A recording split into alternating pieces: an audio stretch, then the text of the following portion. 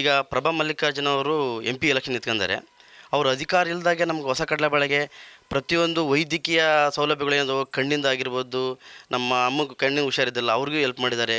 ಹೆರಿಗೆ ಇದಾಗಲಿ ಅದನ್ನೂ ಇದು ಮಾಡಿದ್ದಾರೆ. ಪ್ರತಿಯೊಂದನ್ನು ಅವ್ರು ಪಾಪ ಬಡವ್ರಿಗೋಸ್ಕರ ಎಲ್ಲ ಕಾರ್ಯಕ್ರಮಗಳು ಹಾಕ್ಯಂದಾರೆ. ಈಗ ಅಧಿಕಾರ ಇಲ್ದಾಗೆ ಇಷ್ಟಕ್ಕೊಂದು ಮಾಡ್ತಾರೆ ಅಂದರೆ ಅಧಿಕಾರ ಬಂದಮೇಲೆ ಎಷ್ಟು ಮಾಡ್ಬೋದು. ನೀವು ಹೊಸ ಹೊಸ ಕಾರ್ಯಕ್ರಮಗಳು ಸಿಕ್ಕಾಪಟ್ಟೆ ಮಾಡೋಕೆ ಅವ್ರಿಗೆ ರೀತಿದೆ. ಮತ್ತು ಅವ್ರಿಗೆ ಒಳ್ಳೆ ಎಜುಕೇಷನ್ ಆಗಿದೆ, ಒಳ್ಳೆ ಸಖತ್ತಾಗಿ ಮಾತಾಡ್ತಾರೆ ಮತ್ತು ಚೆನ್ನಾಗಿ ಬಡವ್ರ ಬಗ್ಗೆ ಭಾಳ ಅವರು ಕಾಳಜಿ ಉಳ್ಕೊಂತಾರೆ. ಅದಕ್ಕೋಸ್ಕರ ಈಗ ನೋಡಿ, ಈಗ ಕಾಂಗ್ರೆಸ್ ಪಕ್ಷದಾಗಿರ್ಬೋದು ಎಷ್ಟೋ ಒಂದು ಸೌಲಭ್ಯಗಳು ಹೆಣ್ಮಕ್ಳಿಗೆ ಬೇಜಾರು ಬಂದವು. ಬಸ್ ಫ್ರೀ ಆಗಿರ್ಬೋದು, ಕರೆಂಟ್ ಫ್ರೀ ಆಗಿರ್ಬೋದು, ಉದ್ಯೋಗ ಇಲ್ದರಿಗೆ ಅವ್ರಿಗೆ 3,000 ರೂಪಾಯಿ ಕೊಡೋ ಆಗಿರ್ಬೋದು. ಪ್ರತಿಯೊಂದು ಕಾರ್ಯಕ್ರಮಗಳು ಚೆನ್ನಾಗಿದ್ದಾವೆ. ಮತ್ತು ದಾವಣಗೆರೆ ಸಮಗ್ರ ಅಭಿವೃದ್ಧಿಗೆ ಈಗ ಮಲ್ಲಣ್ಣವ್ರು ಅಧಿಕಾರಿಗಿದ್ದಾರೆ. ಇವರು ಬಂದುಬಿಟ್ರೆ 2 ಒಂದಾದರೆ ಡಬಲ್ ಇದಾಗಿ ಚೆನ್ನಾಗುತ್ತೆ. ಇನ್ನೂ ಒಳ್ಳೊಳ್ಳೆ ಕಾರ್ಯಕ್ರಮಗಳು ಇವರು ಮೇಡಮ್ ಕೊಡ್ತಾರೆ ಅಂತ ಎಲ್ಲ ನಮಗೆ ಭರವಸೆ ಇದೆ.